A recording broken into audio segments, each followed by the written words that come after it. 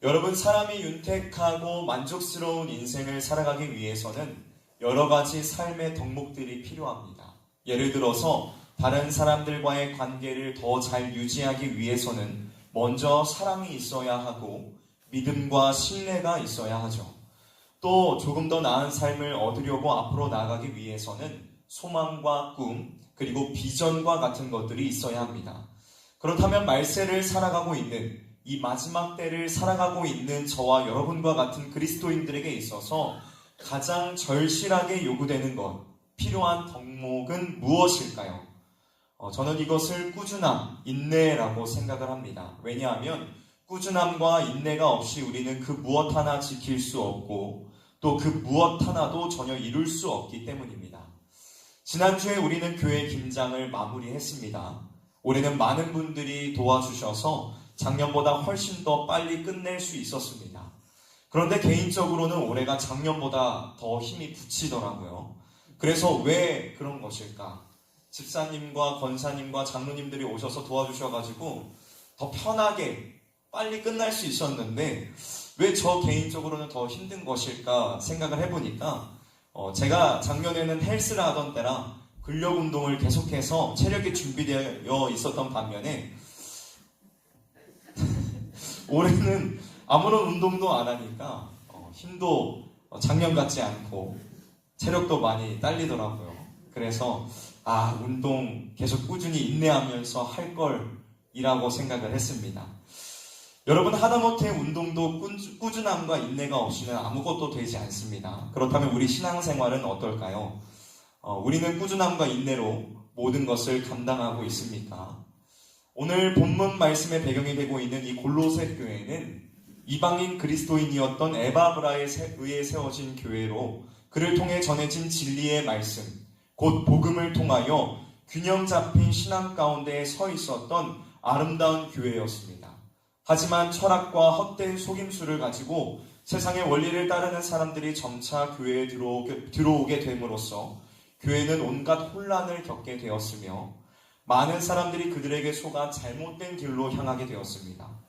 에바브로로부터 골로새 교회에 대한 안타까운 소식을 듣게 된 사도 바울은 지금은 비록 로마의 감옥에 갇혀 있는 상황이었지만 그들을 위한 편지를 속히 쓰게 되었습니다. 그리고 그중 오늘 우리가 함께 읽은 이 본문의 말씀은 사도 바울이 골로새 교회의 성도들에게 그리스도를 따르는 자들로서 제자로서 승리하는 삶을 살아가게 하기 위한 실천적인 권면, 성도들에게 필요한 것이 무엇인지를 가르쳐주는 내용들이 담겨져 있습니다. 오늘 우리가 이것을 함께 살펴보기를 원합니다. 사도 바울의 세 가지의 권면을 통하여 우리에게 필요한 것이 무엇인가를 발견하며 또 우리의 신앙과 삶에 놀라운 결단이 주어지는 귀한 시간이 되기를 주님의 이름으로 간절히 소원합니다. 먼저 첫 번째로 사도 바울은 성도들에게 무엇을 권면하고 있냐면 계속해서 기도하라 라고 권면하고 있습니다. 뭐라고 권면을 했다고요? 계속해서 기도하라 라고 권면하고 있습니다. 여기에서 계속해서라는 말의 헬라어 원어의 의미는 확고부동하게 지속하다, 전념하다라는 의미를 가지고 있습니다. 즉 우리에게 흔들리지 말고 인내하면서 기도하라 라고 말씀하고 있는 것이죠. 앞에서도 언급을 했었지만 마지막 때를 살아가고 있는 우리 성도들에게 있어서 가장 필요한 것은 인내입니다. 특별히 인내하며 계속해서 기도하는 것은 그 무엇보다도 중요한 것이죠. 성경은 우리에게 여러 가지의 다양한 표현들을 통해서 인내로 기도해야 함을 말씀해주고 있습니다. 데살로니가전서 5장 17절의 말씀은 쉬지 말고 기도하라 말씀하고 있으며 에베소서 6장 18절에서는 항상 기도하라, 이것을 옛날 성경에서는 무시로 기도하라 라고 기록을 하고 있습니다. 여러분, 우리는 항상 기도하기를, 인내로 기도하기를 힘써야만 합니다. 상황과 환경에 따라서 내 기분에 따라 기도를 하고 안 하고를 결정하는 것이 아니라 하나님이 주시는 그 은혜 안에서 평안할 때에도, 내가 알 수 없는 답답하고 막막한 상황 가운데 놓여져 있을 때에도, 그 어떠한 시련과 고난이 찾아온다 할지라도 우리는 변함없이 늘 기도해야 한다는 것입니다. 꾸준하게 우리는 우리의 기도의 처소를 지켜야만 한다는 것이죠. 그러나 참으로 안타깝게도 오늘날을 살아가고 있는 많은 그리스도인들은 인내로 기도하고 있지를 못합니다. 많은 경우 자신의 기분과 상황에 치우치며 기도하는 것을 예배의 순서나 지루하고 따분한 시간쯤으로 여기고 있죠. 그리고 모든 일을 함에 있어서 적당히만 하면 그것으로 다 괜찮은 것이라 스스로를 위로하며 바쁜 삶을 핑계로 자기를 합리화하려 합니다. 하지만 이것은 명백히 잘못된 것이며 참된 신앙을 가진 사람으로서 보일 만한 마땅한 태도와 자세가 아닙니다. 여러분, 기도는 단순히 우리의 소원을 하나님께 쏟아내거나 삶의 문제를 하나님 앞에 하소연하는 시간이 아닙니다. 기도는 하나님과 나와의 깊은 인격적인 만남이 이루어지는 시간이며 우리의 인생을 향하신 하나님의 뜻을 발견하는 그 무엇보다도 고귀하고 가치가 있는 소중한 시간입니다. 그러므로 만약 우리가 기도하는 것을 미루고 있거나 기도를 멀리하고 있다면 하나님과의 교제를 기피하거나 거부하고 있는 것은 아닌지 우리 자신의 신앙의 상태를 점검해야만 합니다. 왜냐하면 우리가 참된 믿음과 신앙 안에 있다면 그 무엇보다 기도의 자리를 가치 있게 여길 것이며 소중히 생각하게 될 것이기 때문입니다. 스코틀랜드의 소설가 조지 맥도날드라는 분은 기도에 관하여 이러한 말씀을 남겼습니다. 늘 기도하며 힘을 잃지 않는 그리스도인이라면 모든 기도가 원하는 대로 응답받는 것보다 하나님과 대화하는 데 훨씬 더 많은 가치를 줄 것이다. 왜냐하면 기도의 궁극적인 목표가 그것이기 때문이다. 사랑하는 성도 여러분, 혹시 기도하기를 잠시 멈추고 있지 않으십니까? 적당히 기도하는 것으로 만족하고 있지는 않으십니까? 기도의 가치를 잃어버리고 하나님과의 어색함을 이어가고 있는 것은 아닙니까? 이제 인내하며 기도하시기를 바랍니다. 여러분이 놓친 기도의 처소를 회복하시고 하나님께 담대히 나아가 믿음으로 구하시기를 바랍니다. 그리하면 하나님께서 여러분들의 기도를 들으시며 하나님 안에서 교제의 사귐과 기쁨을 충만하게 누리게 하실 줄 의심 없이 믿습니다. 그런데 여기서 우리가 한 가지 분명하게 기억해야 될 사실이 있습니다. 그것은 인내로 기도하라는 것은 단순히 기도하러 나와 어떻게 해서든지 억지로라도 시간을 보내라는 것을 말하고 있지 않다는 것입니다. 성경에서 인내로 기도하라, 항상 기도하라 라고 말씀하고 있는 것은 성령 하나님의 인도하심 가운데에 성령님을 의지하여 기도하라는 것을 의미하는 것입니다. 에베소서 6장 18절에서는 모든 기도와 간구를 하되 항상 성령 안에서 기도하고 라고 말씀하고 있습니다. 주 안에서 사랑하는 성도 여러분, 우리의 기도는 성령 하나님 안에서 이루어져야 합니다. 성령의 충만함을 통하여 우리의 욕심과 정욕, 육체의 안목을 버리고 우리 안에 불순한 것들을 다 비워버리며 오직 하나님의 자비와 친절, 긍휼을 구하고 하나님의 뜻을 계속해서 찾으며 나아가야만 합니다. 또한 내 삶을 통하여 역사하실 하나님의 일하심을 기대하며 내 뜻과 생각은 하나님 앞에 과감히 내려놓아야만 합니다. 우리가 이러한 기도를 할 수 있기를 원합니다. 성령 안에서 기도하며 끝까지 인내하는 기도를 함으로써 다윗과 같이 하나님과의 깊은 교제와 사귐을 누리는 저와 여러분이 되시기를 주님의 이름으로 간절히 소망합니다. 다음 두 번째로 사도 바울은 골로새 교회 성도들에게 감사함으로 깨어서 기도하라 라고 말씀하고 있습니다. 여러분, 하나님께서 하나님의 자녀들에게 주신 놀라운 능력 중에 하나는 주어진 모든 상황 속에서 감사할 수 있는 능력입니다. 우리는 어떠한 상황을 맞이해도 그곳 가운데에서 감사의 내용을 찾을 수 있고 하나님께 감사의 기도를 드릴 수 있어야만 합니다. 2021년도에 목회 데이터 연구소에서 실시된 기독교인의 감사 실태에 관한 조사를 보면 질문한 사람들 가운데 단 54%의 사람들만이 고난 중에 감사의 기도를 드렸다라고 답했고 나머지 46%의 사람들은 고난 가운데에도 감사의 기도를 한 경험이 없다라고 답했다고 합니다. 또한 기독교인들 가운데의 4명 중에 한 사람인 25%의 사람들은 감사의 기도는 물론이고 찬양도 드린 적이 없다라고 답을 했다고 합니다. 여러분, 우리가 진정으로 하나님께 받은 그 은혜에 대하여 감사하는 마음이 있다면 반드시 그 감사하는 마음들이 우리의 입술의 고백으로 이어져 나타나야만 합니다. 우리가 예수 그리스도의 십자가의 죽으심과 부활을 통하여 구원과 승리의 삶을 누리게 되었으며 그리스도와 연합하여 이제는 그분과 한 몸이 되었다는 사실을 분명하게 믿고 확신한다면 반드시 감사라는 열매로 나타나야 한다는 것입니다. 헤르만 바빙크라는 분은 그의 저서인 믿음의 확신 가운데에서 믿음으로 그리스도와 접붙임을 받은 사람들은 반드시 감사의 열매를 맺게 된다고 말씀하고 있습니다. 사랑하는 성도 여러분, 하나님께 감사함으로 기도합시다. 하나님께 감사함으로 기도합시다.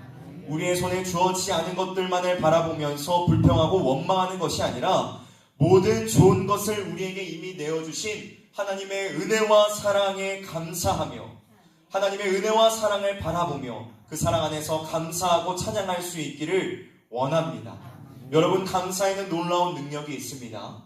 죽은 나사로의 무덤 앞에서 주님께서 감사의 기도를 들으시고 나사로야 나오너라 라고 부르셨을 때에 그가 무덤에서 살아나와 그곳에 있던 모두가 더욱 크게 기뻐하고 감사했던 것처럼, 또 바울과 실라가 빌립보의 감옥 속에 갇혀있던 중에 기도와 찬양을 통하여 감옥의 문이 열려지며 간수를 구원하는 놀라운 일들을 경험하고 감사했던 것과 같이 우리가 감사하는 삶을 살아갈 때에 하나님께서는 이전보다 더욱더 큰 감사할 일들을 주신다는 것을 믿고 오늘 우리에게 주어진 모든 상황과 환경 속에서 감사할 수 있기를 원합니다.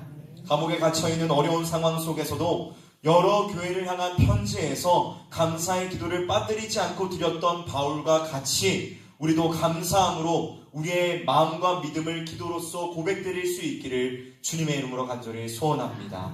다음으로 우리는 깨어서 기도해야 합니다. 여기서 깨어있으라는 것은 헬라어 원어로 주의를 집중하여 조심한다라는 것을 의미하고 있습니다. 즉 이것은 우리에게 도사리고 있는 위험이 있음을 경고해주고 있는 것입니다. 여러분, 우리는 끊임없는 사단과의 영적 전쟁 속에 살아가고 있습니다. 지상에 있는 모든 교회는 이 전쟁의 부르심을 받아 끊임없이 투쟁하고 있는 중이죠. 우리 역시도 그리스도의 군사로 부르심을 받아 모든 삶의 영역 속에서 이 전쟁을 수행하고 있습니다. 여러분, 우리가 사단과 그를 따르는 악의 세력을 어떻게 이길 수 있겠습니까? 우리의 지식과 우리의 능력만으로 이길 수 있겠습니까? 우는 사자와 같이 다니며 조금의 틈만 보여도 삼키려고 달려드는 이 악한 마귀, 사단, 그리고 그와 동행하는 세력들을 우리가 어떻게 대적하며 물리칠 수 있겠습니까? 여러분, 우리가 그들과 대적할 수 있는 방법은, 싸워서 이길 수 있는 방법은 말씀을 붙잡고 기도하는 것밖에 없습니다. 사랑하는 성도 여러분, 우리는 깨어서 기도해야만 합니다. 자다가 벌써 깰 때가 되었으니 깨어서 정신을 차리고 오직 기도에 전념해야 합니다. 이사야서의 말씀과 같이 경계에 경계를 더하고 경계에 경계를 더하여 삶의 모든 영역 가운데에서 이루어지는 사단과의 영적 전쟁에서 승리하는 저와 여러분들이 되시기를 주님의 이름으로 간절히 소망합니다. 마지막 세 번째입니다. 사도 바울은 성도들에게 우리를 위하여 기도하라 라고 말씀합니다. 오늘 본문 3절의 말씀을 우리가 같이 읽어보도록 하겠습니다. 3절 말씀입니다. 시작. 또한 우리를 위하여 기도하되 하나님이 전도할 문을 우리에게 열어주사 그리스도의 비밀을 말하게 하시기를 구하라. 내가 이 일 때문에 매임을 당하였노라. 아멘. 여러분, 사도 바울은 능력이 참 많은 사람이었습니다. 그는 예수 그리스도의 이름으로 놀라운 일들을 행하였고 복음을 전함에 있어서도 굉장히 탁월했던 사람이었습니다. 그런데 그가 지금 골로새 교회의 성도들에게 무엇을 요청하고 있냐면 우리를 위해, 나를 위해 기도해달라라고 요청하고 있습니다. 여러분, 왜 바울은 자신이 능력 있는 사도이었음에도 불구하고 성도들에게 기도를 요청한 것일까요? 이것은 그 역시도 부족한 사람임을 알고 있었기 때문이었습니다. 바울 그도 연약한 사람인지라 언제든지 넘어질 수 있고 육체의 연약함으로 인하여 하나님의 도우심이 필요했던 것이죠. 이 구절을 종교개혁자 칼빈은 이렇게 주의하였습니다. 바울은 자신의 부족함을 알고 있었기 때문에 교인들의 기도로 도움받기를 간절히 원했고 또 그들의 기도가 유익을 줄 것으로 확신하고 있었다. 바울의 형제들의 도구를 필요로 했다면 누가 감히 그것을 경시할 수 있겠는가? 주님께서 우리들이 피차 사랑함으로 우리 가운데서 사랑을 행하라고 이 방법을 주신 것은 공연히 주신 것이 아님이 분명하다. 그러므로 우리는 우리들 피차간의 형제들을 위해서 기도해야 할 뿐만 아니라 필요할 때마다 내 편에서 기꺼이 형제들의 기도의 도움을 요청해야 한다. 주 안에서 사랑하는 성도 여러분, 우리들 중 그 어느 누구도 기도가 필요하지 않는 사람은 없습니다. 옆에 있는 분들을 지금 한번 바라보실까요? 모두가 다 기도가 필요한 사람들입니다. 어른아이 할 것 없이 장로님, 권사님, 집사님, 담임 목사님, 또 함께 동역하는 목사님들과 여기에서 말씀을 전하고 있는 저도 모두가 다 기도가 필요한 사람들입니다. 주님께서는 우리를 성실교회라는 하나의 이름 아래 한 몸으로 부르셨습니다. 주님께서 우리를 한 몸으로 부르신 이유는 서로가 서로를 위하여 기도하며 사랑을 함께 나누게 하기 위해서입니다. 우리가 이 사랑을 오늘 회복할 수 있기를 원합니다. 서로를 위하여 간절함으로 기도해주며 믿음이 연약한 이들과 육체의 연약함 속에 있는 이들을 위하여 기도하며 우리가 하나의 교회로 그리스도 안에서 굳건하고 아름답게 세워질 수 있도록 마음을 다해 기도할 수 있는 저와 여러분이 되시기를 주님의 이름으로 간절히 소원합니다. 말씀을 정리하도록 하겠습니다. 사랑하는 성도 여러분, 오늘 우리에게 필요한 것은 기도입니다. 오늘 우리가 읽은 말씀 안에서 기도와 관련된 모든 단어들은 명령형으로 기록이 되어 있습니다. 이것은 기도를 우리의 의지에 따라서 해도 되고 안 해도 되는 것이 아니라 반드시 해야 되는 것임을 가르쳐주고 있는 것입니다. 오늘 우리가 주님 안에서 주님 앞에 모여 같은 믿음의 고백으로 함께 기도하기를 원합니다. 하나님, 끝까지 주님만을 바라보며 인내하는 기도를 하게 하옵소서. 어떠한 상황 가운데에서도 감사의 기도를 드리게 하시며 정신을 차리고 깨어서 기도하게 하옵소서. 또 옆에 하나로 부르신 사랑하는 우리 교회를 위해서 우리 교회의 속사람의 강건함과 신앙의 성숙함을 위하여 함께 기도하며 나아가는 저와 여러분 우리 모두가 될 수 있기를 주님의 이름으로 간절히 소원합니다.